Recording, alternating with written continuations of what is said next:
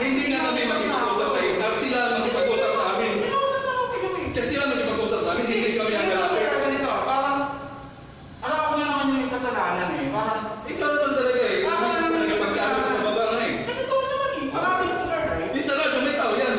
Nakita mo ito, may tao yan. Alam mo kung sarado.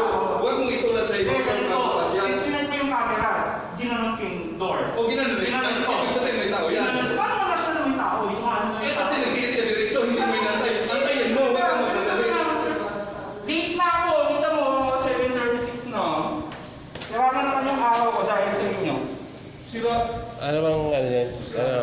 Dawid, O ngayon, ganito ano ba yun? Nakabukas yung CR ngayon, pero nung isang araw, sarado yan. sarado yan kasi may tao.